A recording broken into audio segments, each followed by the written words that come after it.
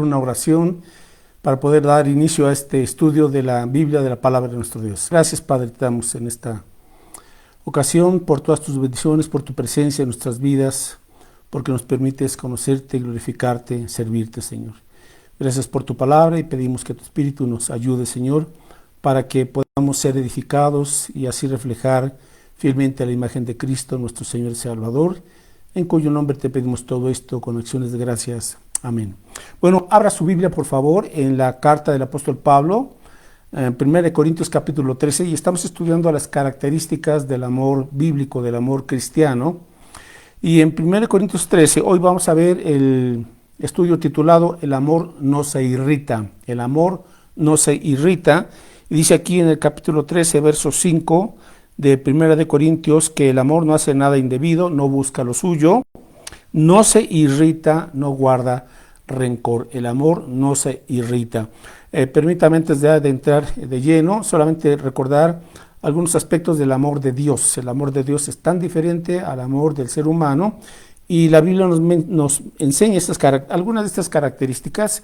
Las voy a mencionar, no voy a leer los versículos, le voy a dar la cita bíblica si quiere anotarla ahí. Entonces, el amor de Dios, que es el amor verdadero, el amor bíblico, en primer lugar, es un mandamiento de Jesús para sus seguidores. Es un mandamiento. Él nos dijo, amaos los unos a los otros. Entonces, esto está en Juan capítulo 13, versículos 34 y 35. En segundo lugar, el amor bíblico, el amor de Dios es una decisión, ¿verdad? Tenemos que seguir el amor. 1 Corintios 14, 1. Ok, en tercer lugar, este amor bíblico es una conducta, ¿verdad? Más que un sentimiento por ratos, es una conducta, ya es una forma de ser, y está en 1 Juan 3, 18. El amor es acción, es una conducta. En cuarto lugar, el amor de Dios es un compromiso, ¿verdad? No podemos decir que según me sienta o según haya amanecido el clima, no, el amor de Dios es un compromiso, y esto está en 1 Juan 4, 16. Es decir, el amor bíblico es semejante al amor de Cristo, que actúa y hace la voluntad de Dios al margen de los sentimientos. Bueno, así este es el amor de Dios a grandes rasgos, y este amor ya ha sido derramado en nuestros corazones cuando nos arrepentimos y creemos en Cristo como nuestro Señor y Salvador. Entonces Dios nos dio su Espíritu Santo y también derramó su amor. Ahora, podemos dar lo que ya tenemos, ¿verdad? Que es el amor de Dios, porque no podemos dar lo que no tenemos. Pero ahora el creyente, una vez que se ha convertido a Cristo, que se ha convertido en hijo de Dios, en un discípulo de Jesús, puede ya experimentar este amor de Dios todos los días y en todas partes. Bueno, entonces el título dice así: el amor no se irrita. Entonces, hoy vamos a hablar acerca de el enojo. Y hay una realidad que tenemos que reconocer: todos nos enojamos, ¿verdad? Todos nos enojamos, y algunos con más frecuencia que otros, y algunos con más intensidad que otros, pero es una realidad que tenemos que lidiar de una u otra forma con el enojo. El enojo es una expresión de molestia, ¿verdad? Es una expresión de indignación. También el enojo o la irritación significa enojarse o tener un arrebato repentino de emoción o acción. La irritación es un arrebato repentino de emoción o acción. Así es que una pregunta sería: ¿cuándo fue la última vez que usted se enojó? Y quizá no ha pasado mucho tiempo, ¿verdad?, en que nos enojamos por lo que sea, y pudo haber sido en el trabajo, en casa, en el transporte, etcétera, en cualquier lugar. El enojo está muchas veces ahí a flor de piel, como se dice, y es algo que tenemos que manejar, aprender a manejar. Entonces, otra pregunta: ¿es pecado enojarse? ¿Es pecado enojarse? Vamos a buscar ahora en Efesios, la carta de Pablo a los Efesios, capítulo 4, por favor, el versículo 26. Efesios 4, 26, y aquí vamos a ver esta respuesta. ¿Es entonces pecado el enojo? Bueno, Pablo nos dice aquí en Efesios 4, 26, airaos, o sea, enojaos, pero no pequéis, no se ponga el sol sobre vuestro enojo. Entonces, airaos, ¿verdad? O sea, enojaos, pero no pequéis, no se ponga el sol sobre vuestro enojo. Así es que podríamos hablar de dos tipos de enojo, dos tipos de enojo. Entonces, el primero no podríamos decir que es un enojo pecaminoso, ¿verdad? Porque hay un enojo, vamos a decirlo así, un enojo justificado. ¿Cuándo sucede esta situación de un enojo justificado? Bueno, cuando alguien comete alguna injusticia, ¿sí?, o algún pecado, el enojo puede, sí, dar lugar a cambios positivos cuando se maneja de una manera adecuada. Hay una justa indignación, podríamos decir. El apóstol Pablo, por ejemplo, no descarta esta posibilidad de una indignación correcta, de un enojo correcto, o como alguien diría, un enojo santo, ¿verdad? Porque el amor no se goza de la injusticia. También dice el apóstol Pablo en 1 Corintios 13:6, el amor no se goza de la injusticia. Es decir, que sí puede haber un enojo, ¿verdad? Y el apóstol Pablo nos muestra él en sus cartas y también en su misma vida, que él en varias ocasiones respondió de manera enérgica, ¿verdad?, contra cosas como la herejía, cuando se había infiltrado en las iglesias algún tipo de doctrina errada o herejía, cuando había inmoralidad en la vida de los creyentes o cuando había algún tipo de maltrato hacia la gente indefensa. Entonces, el apóstol Pablo y obviamente apóstoles respondían de esta manera enérgica, con un enojo justificado, con un enojo santo. Así es que no podemos decir que es un enojo pecaminoso. Es cuando dice el apóstol Pablo, airaos, ¿verdad?, pero no pequéis. Cuando Jesús limpió el templo echando fuera a los cambistas, él estaba enojado por la profanación de la casa de adoración de su Padre.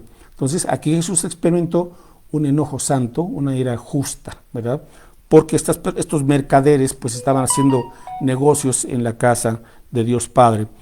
Entonces, esta es una categoría de enojo, un enojo justificado. Ahora vamos con el segundo. Si existe una ira o un enojo pecaminoso, que es el que vamos a analizar a continuación y sobre el cual vamos a detenernos un poco más, porque es con el cual batallamos más constantemente en todos los ámbitos de la vida, es decir, la ira o el enojo pecaminoso, que es en un sentido destructivo. Ok, Gálatas 5:20, una carta antes de los Efesios, Gálatas 5:20, aquí también escribe el apóstol Pablo al mencionar o al describir las obras de la carne, de la naturaleza antigua, pecaminosa, que todos los seres humanos tenemos. Dice aquí en Gálatas 5:20 que, bueno, manifiestas son las obras de la carne, verso 20, idolatría, hechicerías, enemistades, pleitos, celos, iras, aquí está, iras, contiendas, divisiones, herejías. Entonces, alrededor de la ira están los celos, los pleitos, las enemistades, las contiendas, las discusiones o las peleas. Esa es la ira o el enojo pecaminoso que surge de la carne, del egoísmo, ¿verdad?, que todos los seres humanos pues tenemos, y este enojo agrede o puede causar un daño, bien sea verbal, emocional o físico. Entonces, ese enojo pecaminoso puede manifestarse en cualquiera de estas maneras, ¿verdad?, con las palabras, con un maltrato psicológico o emocional y también de manera física. Bueno, entonces se trata este estudio de ver, por un lado, los efectos del enojo pecaminoso, pero también de ver cómo lo superamos, cómo lo manejamos con la ayuda y el poder del Espíritu Santo. Entonces, tenemos que conocer los efectos del enojo no controlado. La Biblia nos describe varios de estos efectos o consecuencias de un enojo que no se ha aprendido a manejar en nuestra vida. Usted conoce a gente, decimos, tiene un carácter muy iracundo, ¿verdad?, o muy temperamental, con cualquier cosa explota, etcétera, etcétera. Entonces, es cierto, hay gente que tiene más problema con el enojo en su vida, otros menos, pero el punto es cómo estamos enfrentando y manejando el enojo que todos enfrentamos de una u otra manera. Ok, vamos ahora al libro de Proverbios, capítulo 19, Proverbios 19, verso 19. Efectos, algunos efectos del enojo no controlado. Ok, tenemos que tomar conciencia de esta situación, porque a veces decimos, pues es lo más normal, yo así era desde chiquito, o así eran mis papás, o mi papá, o quien sea, ¿verdad? Entonces pensamos que esto ya es algo natural, cuando no, hermanos, ¿verdad?, muy independientemente del temperamento que tengamos. Ahora, en un creyente, sobre el temperamento está el poder del Espíritu Santo, está el fruto del Espíritu Santo, para que no pongamos como pretexto decir, es que yo soy así muy temperamental, ¿verdad?, tengo un genio muy explosivo. No, cuando vamos a Cristo, Él nos transforma. Si alguno está en Cristo, nueva criatura es, las cosas viejas pasaron, y aquí todas son hechas nuevas. Proverbios 19 dice así: el de grande ira llevará la pena, y si usa de violencias, añadirá nuevos males. Ojalá que escriba estos textos o los subraye para que veamos que hay consecuencias con un enojo mal encausado. El de grande ira llevará la pena, y si usa de violencias, añadirá nuevos males. Entonces, la ira puede añadir nuevos males, ¿verdad? En vez de arreglar un problema, cuando uno se ha salido de sus casillas, como decimos, pues ocasiona mayor, complica las cosas, ¿verdad? Porque la violencia se ha apoderado de la mente y de las emociones de una persona. Ok, vamos a ver otro texto en Proverbios 19, 18, estamos ahí. Proverbios 19, ahora el versículo 18, dice así: castiga a tu hijo, o sea, disciplina a tu hijo, en tanto que hay esperanza, mas no se apresure tu alma para destruirlo. ¿A qué se refiere esta situación de, bueno, disciplina a tu hijo mientras hay esperanza, ¿verdad? Mientras está en casa viviendo contigo? Dice, pero no se apresure tu alma para destruirlo. Es decir, cuando el enojo se desboca de nuestra vida, porque el hijo, independientemente de cualquiera que sea su edad y lo que haya cometido, pues uno, más bien, en vez de corregir, de formar, de dar inclusive una enseñanza por su maldad o su pecado, uno quiere desquitarse, ¿verdad?, por lo que el hijo hizo. Y ese es el problema con la ira y con el enojo, que en vez de educar, de castigar en cuanto a disciplinar, ¿verdad?, o corregir y educar a uno a través de esas situaciones, más bien uno trata de desquitarse y de sacar todo ese enojo, ¿verdad?, por la molestia. Y a esto se refiere, o sea, no te apresures, no vuelques sobre tu hijo tu ira. O sea, hay maneras en donde tienes que aprender a disciplinar, y si es necesario poner un castigo, bueno, pero ya con la mente, con el pensamiento, y pidiéndole a Dios que nos ayude a ser sabios al aplicar esta disciplina. Entonces, ¿a qué se refiere también esta cuestión de destruir a tu hijo? Bueno, se refiere a no perjudiques a tu hijo con toda tu forma en que estás acostumbrada o acostumbrado, ¿verdad?, a pretender corregir al hijo. Y obviamente hay que corregir, hay que dirigir, hay que disciplinar, pero hay una forma incorrecta de hacerlo. La Biblia le llama aquí: no provoques a ira a tu hijo. Busque, por favor, Efesios 6:4. Ahora, hay papás que pretenden educar o corregir o disciplinar a sus hijos en base a gritos, incorrecto, en base a majaderías, incorrecto, ¿verdad? Tenemos que aprender bíblicamente, inclusive, ahora esto se aprende y sí se puede. No estoy diciendo que sea fácil o que sea sencillo, pero tenemos que ir a la palabra, aún inclusive para saber corregir cuando los hijos, independientemente de su edad, pues han cometido alguna falta. Efesios 6:4 dice: vosotros padres, no provoquéis a ira a vuestros hijos. Aquí está. ¿Cuándo se provoca a ira a un hijo? Cuando solamente estamos viendo lo negativo, lo malo que están haciendo, y estamos duro y duro y duro, y critique, etcétera. Entonces, en un momento dado, ¿verdad?, eso es el apresurarse y el destruir, o sea, el apagar el espíritu o quebrantar el espíritu del hijo. Y entonces el hijo comienza, o la hija comienza a llenarse de rencor, porque lo único que está escuchando todo el tiempo en casa son acusaciones, ¿verdad?, son gritos, etcétera, etcétera. Entonces dice aquí: no provoquéis a ira a vuestros hijos, sino criadlos en disciplina y amonestación del Señor. Entonces hay una disciplina bíblica y hay una amonestación bíblica, una enseñanza, ¿verdad?, que es la manera en la cual se debe de educar y de guiar o de corregir a los hijos. Entonces, sinceramente, ¿cómo está usted atendiendo estas problemáticas de los hijos? ¿Con enojo, con ira, ¿verdad?, desquitándose, o usted lo está haciendo ya conforme a la palabra, conforme a lo que dice la Escritura? Bueno, continuamos. Proverbios 14:17. Seguimos tratando los efectos del enojo no controlado. Proverbios 14:17. Bueno, dice aquí entonces la Escritura, Proverbios 14:17. El que fácilmente se enoja hará locuras, y el hombre perverso será aborrecido. El que fácilmente se enoja hará locuras. Entonces, una persona que no ha querido o aprendido a controlar su enojo va a cometer más insensateces, más locuras de las cuales después se va a arrepentir, porque se va a percatar que en vez de solucionar la diferencia, el problema, lo que hubo, agrandó, ¿verdad?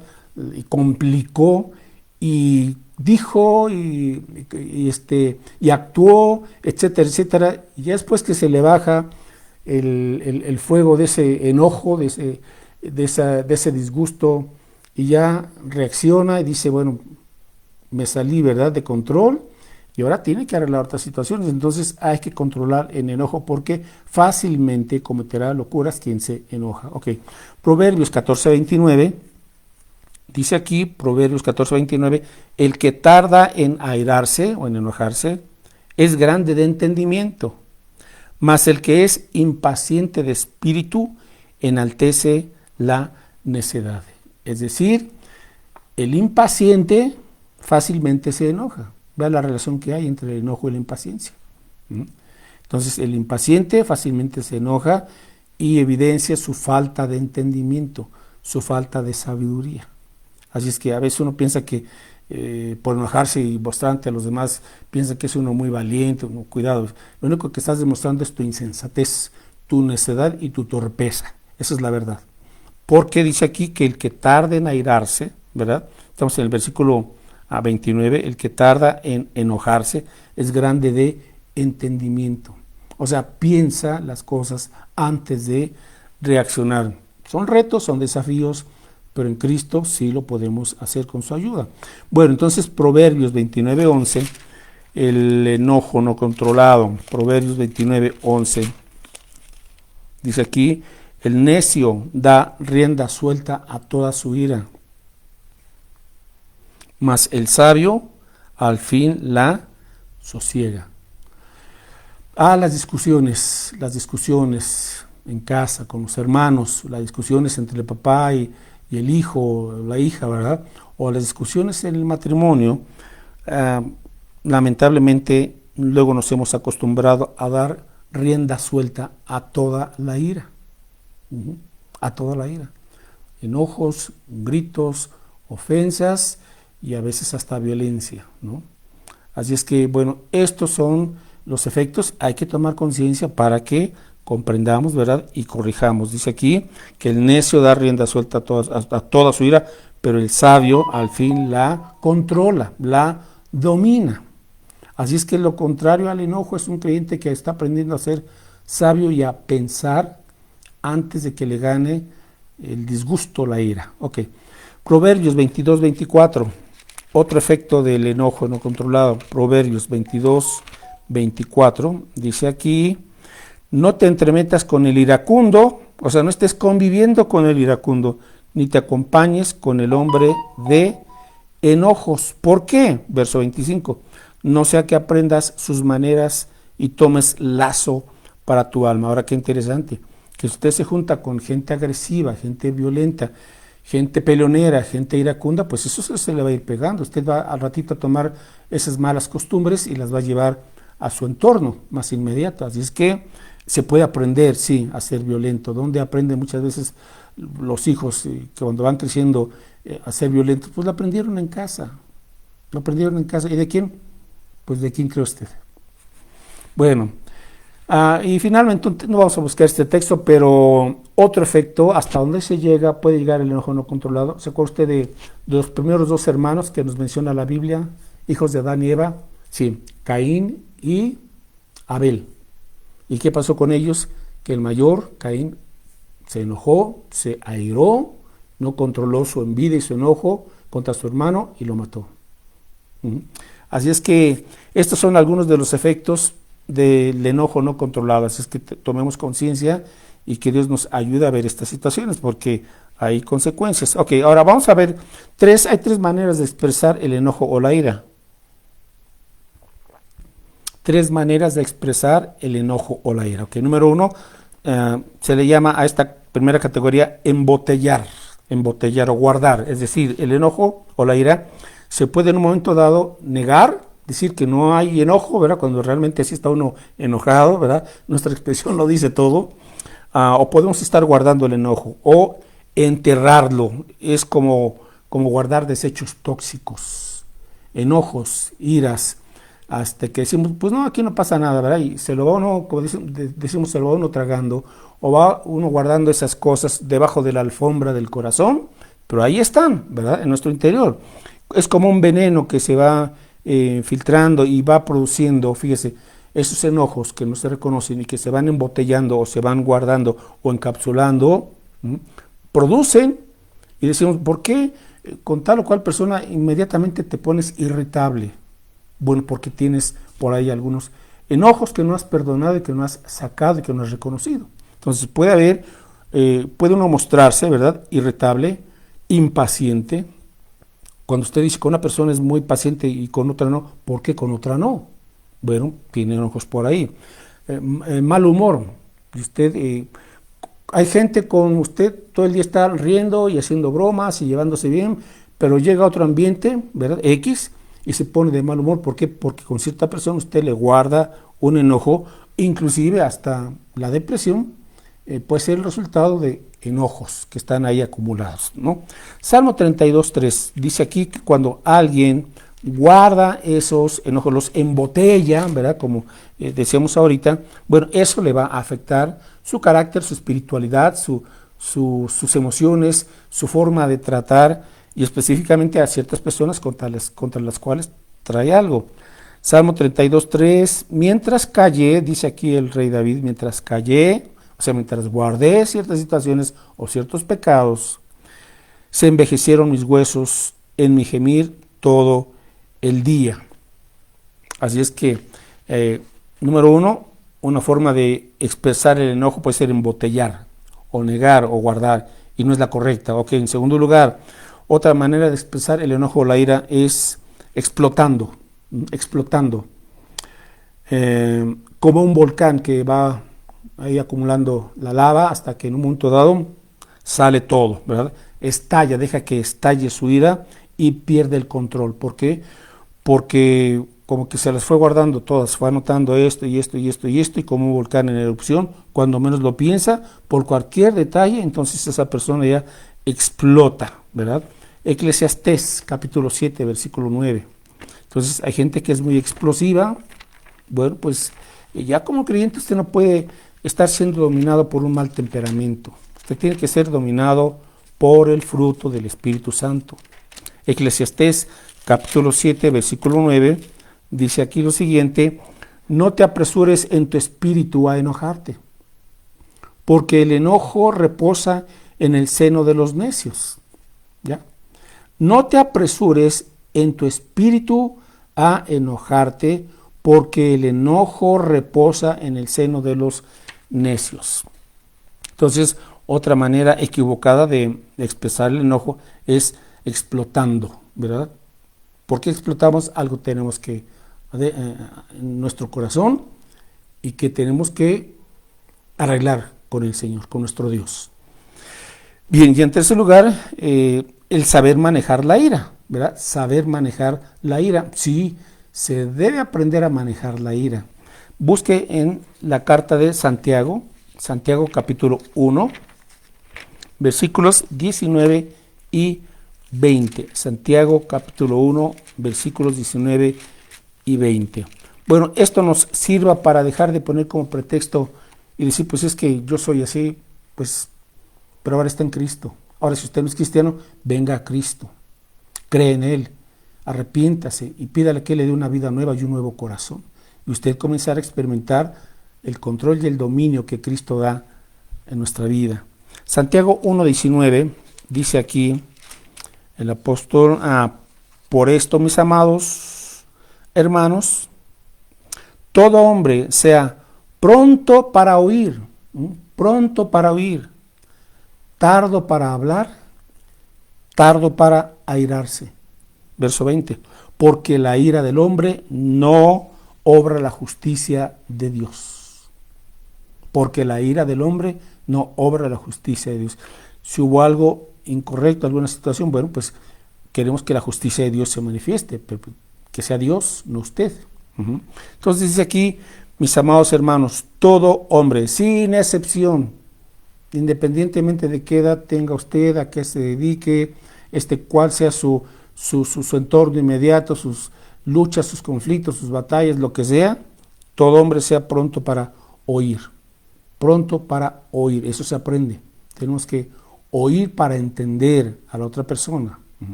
Tardo para hablar. O sea, no comiences a insultar o a defenderte luego. Tardo para airarse. ¿Cuántos problemas no nos ahorraríamos en las relaciones interpersonales, en el trabajo, con los amigos en la escuela, con los vecinos, con la iglesia, con los hermanos en la fe y obviamente en el hogar, en el matrimonio? ¿Cuántas cosas no nos evitaríamos, hermanos, si siguiéramos lo que está aquí en la Biblia? Aquí está, Dios nos lo pone, ahora sí que en bandeja de plata, para conocerlo, para creerlo y aplicarlo. Pero a veces andamos buscando que una persona especialista en conducta, el terapeuta, cuando pues aquí está, o sea, no le demos vueltas al asunto. El asunto es directo. Pero queremos, no sé, justificarnos, poner pretextos de que nos den la razón. No, hermanos, hay que ser humildes y mansos de corazón, dijo Jesús. Bien, número 5, siguiente punto. La ira sí se puede controlar con el poder del Espíritu Santo. Entonces, ¿cómo? Vamos a ver este punto. ¿Cómo llegar a este control? Ok, número 1, tenemos que reconocer cómo estamos acostumbrados a expresar nuestro enojo. ¿Con qué frecuencia? Si con cualquier cosa, o si estamos guardando, como decía hace un momento, los enojos o explotamos. O sea, ¿cómo estoy manejando? ¿Estoy manejando correctamente el enojo, la ira? Sí, todos nos equivocamos y en algún momento dado hay cuestiones que pues dijimos sin pensar o hicimos sin pensar, nos salimos de control. Bueno, pero si corregimos y pedimos perdón, bueno, pues adelante, ¿verdad? Somos humanos y no es pretexto, pero pues así llega a pasar, pero yo tengo que ser consciente. ¿Me está controlando el enojo o yo estoy controlando el enojo con la ayuda del Señor? O sea, ¿ya es una constante en su vida o es ocasional, ¿verdad? Como pues nos llega a pasar a la mayoría. Ok, tenemos que ver las causas reales, o sea, ¿por qué se enoja uno con esa regularidad? Bueno, puede haber situaciones que hay amargura en mi vida, contra alguien, hay rencor, hay celos, hay envidia, hay orgullo, o hay una frustración en mi vida que no me permite estar tranquilo y que al no sentirme yo satisfecho o realizado con tal o cual cosa, pues por eso está uno con esos problemas. El rey David, Salmo 139, él le dice al Señor en una oración, y esto es muy sano, muy importante y también transformador, ¿verdad? Para superar esta cuestión del enojo no controlado. Salmo 139, versículos 23 y 24. Al finalizar este salmo, dice aquí el rey David en una oración a Dios: examíname, oh Dios, y conoce mi corazón. Pruébame y conoce mis pensamientos. Y ve si hay en mí camino de perversidad y guíame en el camino eterno. Aquí está una oración sincera delante de Dios. Dios nos conoce tal cual somos. A Él no podemos llegar con apariencias, no, hermanos, lo que somos. Confesarlo como el rey David: Señor, que tu espíritu, ¿verdad?, me indique pues en qué estoy yo pecando, fallando, y muéstrame el camino, como dice aquí, muéstrame el camino eterno. O sea, tu palabra, tu verdad, Señor, que es lo que nos hace libres. ¿Se da cuenta? Entonces sí hay manera, reconocer y confesar si algo está mal en nuestra vida, arrepentirnos y entonces pedir que el Espíritu Santo llene nuestra vida, nos controle nuestros pensamientos, controle nuestras emociones, controle nuestras palabras a través de la llenura de la Biblia, de su palabra. Entonces, solamente el Espíritu Santo es quien nos va a ayudar. ¿Por qué? Gálatas 5, 22 y 23, y aquí nos da estas virtudes o cualidades que son fruto del Espíritu Santo de Dios. Gálatas 5, 22 y 23 Dice aquí entonces el apóstol Pablo que el fruto del Espíritu es amor, gozo, paz, paciencia, benignidad, bondad, fe. Verso 23, mansedumbre y templanza, o sea, dominio propio. ¿Quién produce esto? El Espíritu Santo de Dios que mora en nosotros. Él nos va a ayudar a dar la fortaleza, la capacidad para cambiar ya nuestro carácter, nuestra forma de ser y ya no ser dominados por esos arrebatos, etcétera, etcétera. Entonces, ore para que Dios le ayude a pensar bien, a pensar, a ver, Señor, aquí esta situación, ayúdame a pensar bien antes de hablar y antes de pretender desquitarme, lo que sea, pensar bien las cosas, orar. Señor, ayúdame, ¿verdad? Que no me gane el enojo, que no me gane la ira. Y entonces, quitar la ira de nuestra vida. O sea, es algo que también tenemos que hacer. Efesios 4:31, y con esto concluyo. Efesios 4:31, dice aquí el apóstol Pablo, quítense de vosotros, o sea, hay algo que a mí me corresponde. Bueno, por un lado me pongo en las manos de Dios para que Él me dé su gracia, el poder de su Espíritu Santo, y por otro lado me toca a mí quitarme. ¿Qué es lo que tengo que quitarme aquí? Dice, quítense de vosotros toda amargura, vea lo que está alrededor del enojo, amargura, enojo. O sea, sí me corresponde a mí quitar el enojo. La ira, aquí está. Gritería, maledicencia y toda malicia. Vean de qué está rodeado el enojo, de amargura, de arrebatos de ira, de gritos, de maldiciones y de majaderías, malicias o malas actitudes. Vaya, quítense. O sea, sí podemos con la ayuda de Dios y debemos ya de cambiar ese temperamento, ¿verdad? Y cuando esto sucede y el amor de Cristo, aquí está el punto, es el amor de Cristo es lo único que nos va a ayudar a nosotros a vencer el enojo. Y recuerde a pedir a Cristo su amor en todas las situaciones y hasta obviamente las más difíciles especialmente. Pero concluimos con esta frase que tratamos de aprendernos durante estos estudios. Como Jesús ha sido conmigo, así seré con los demás. ¿Cómo le ha tratado Jesús a usted con todo su ira y con todos sus arrebatos carnales y enojos? Su gracia y su misericordia. Él por eso murió en la cruz, para perdonarnos, para limpiarnos de cualquier maldad, de toda maldad, reconciliarnos con el Padre. Él llevó la justa ira, santa ira de Dios que merecíamos. Él la pagó en la cruz del Calvario. Derramó su sangre, nos mostró su amor y ahora Él quiere venir a nuestra vida como Rey y Señor, como Salvador y darnos una vida nueva y así, como Él ha sido con nosotros, compartamos nosotros también con los demás el Evangelio, que es poder de Dios para salvación. Bueno, pues antes de concluir con una oración, solamente quiero recordarles que el próximo, seguimos los miércoles con este estudio en vivo a las 7 de la noche. Todavía tenemos algunos estudios sobre estas características del amor, el amor poderoso de nuestro Dios. Y recordarle, nos vemos el domingo a las 12 del día en el Renuevo, aparte de la fecha del domingo 17 de septiembre. Domingo 17 de septiembre vamos a tener nuestra tarde mexicana ahí en el Renuevo, bailables folclóricos, trajes típicos, venta de antojitos, convivencia, juegos, etcétera, etcétera. Eso será después del culto a la 1:30, domingo 17 de septiembre. Vaya preparándose, invite también gente nueva a este evento. Bueno, pues oramos. Gracias, Padre, por tu palabra, por tu amor. Señor, tú conoces esta situación de la ira, del enojo, que muchas veces nos rebasa, Señor, pero acudimos a ti porque tú tienes el poder y tu amor todo lo vence, Señor. Tu amor todo lo puede. Ayúdanos para que cambiemos nuestro entorno, en todas partes, Señor, y la gente comience a ver en nosotros tu amor. Sí, Señor, tu amor. Perdónanos, por favor, estos enojos, este temperamento, Señor, iracundo, las ofensas que hemos hecho a los demás, pero principalmente las ofensas contra ti. Perdónanos, por favor, Padre Santo, y que tu preciosa gracia y el fruto de tu Espíritu abunden en nuestro ser y hagan de nosotros discípulos fieles con esta característica del fruto de tu Espíritu. Lo pedimos, Padre Santo, en el nombre de Cristo Jesús. Amén. Bueno, pues Dios les bendiga. Nos estamos viendo el domingo allá en el Renuevo. Hasta luego.